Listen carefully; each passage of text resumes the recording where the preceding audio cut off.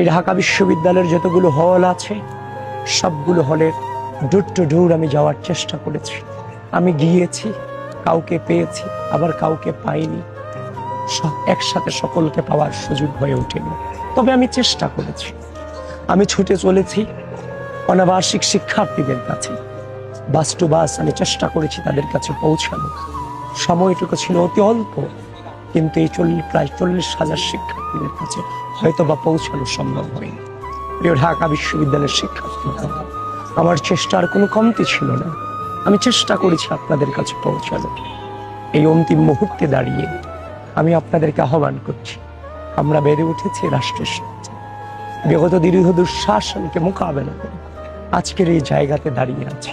আমরা রাষ্ট্রের স্বার্থে বেড়ে উঠেছি, প্রকৃতির স্বার্থে বেড়ে উঠেছি।